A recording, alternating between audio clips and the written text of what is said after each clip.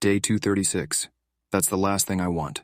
In this dialogue, Mike and Jane are discussing plans for a weekend trip to the coast. Jane uses the expression, "That's the last thing I want," to express her desire to avoid traffic, leading Mike to ask about its meaning. Jane explains that it refers to the most undesirable outcome, helping clarify her initial comment. This interaction helps illustrate the use of a common English phrase in a real-life planning context. Here comes the dialogue.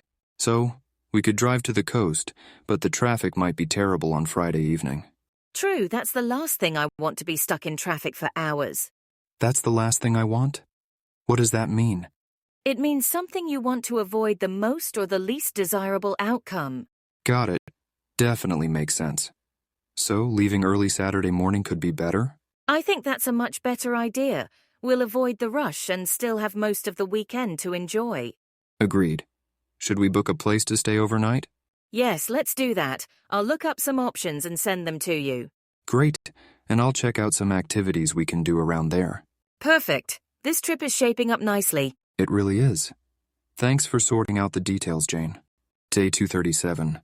They fight and make up quite often. In this dialogue, Jane and Kevin discuss the tumultuous relationship of their friends, Sarah and Tom.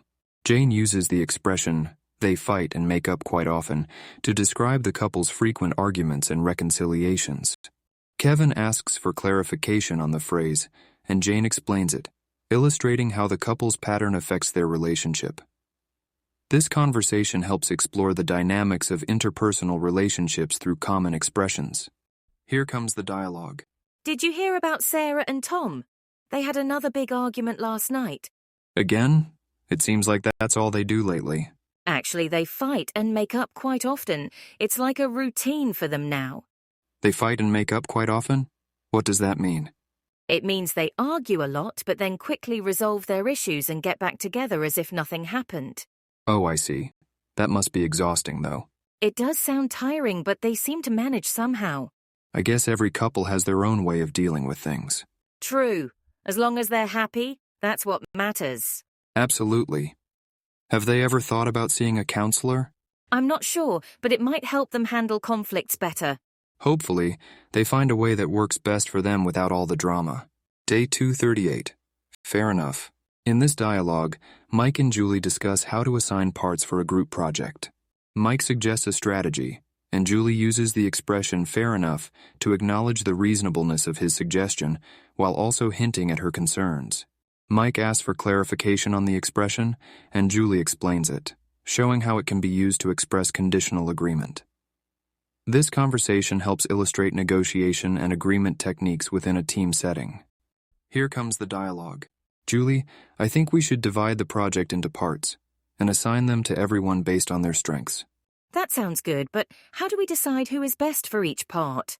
We could discuss it as a group, see what everyone is comfortable with. Fair enough, but what if someone feels they got a less interesting part? Fair enough? What does that mean? It means I accept your point or proposal as reasonable, though I still have some concerns or conditions. I see. That makes sense. We can make sure there's a balance, so everyone is somewhat happy with their part. Yes, and perhaps we can rotate tasks halfway through the project to keep things fair. That's a great idea. It gives everyone a chance to work on different aspects. Exactly. It should keep the team engaged and make our project more dynamic.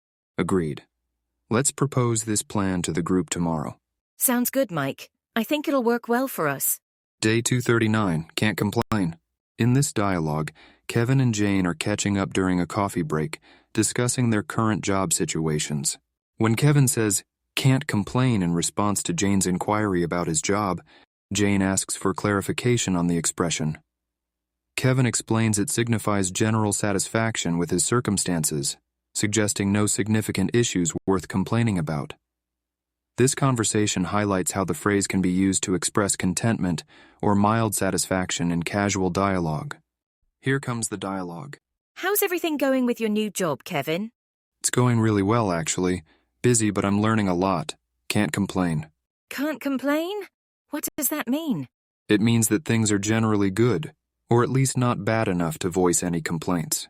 That sounds like a positive outlook. I'm glad it's working out for you. Thanks, Jane. How about you? How are things in your department? We've been swamped since the merger, but like you, I can't complain. It's all good experience. Exactly. Staying busy can be a good thing. Definitely. Keeps us on our toes and always learning something new. Right. And it helps the time pass quickly. Sure does. Let's grab another coffee soon. It's nice catching up like this. Day 240. On a short notice. In this dialogue, Mike and Julie are tasked with organizing a conference at their workplace on very short notice. Julie uses the phrase, on such short notice, to express the urgency and limited preparation time available, explaining its meaning when Mike inquires. This conversation demonstrates how the expression is typically used in professional contexts to describe sudden or immediate demands. Here comes the dialogue. Julie, can you believe the CEO wants us to organize the conference by next week? That's incredibly soon. How are we supposed to get everything ready on such short notice? On a short notice, and what does that mean? It means with very little time to prepare. It's used when something is requested to be done almost immediately without much warning.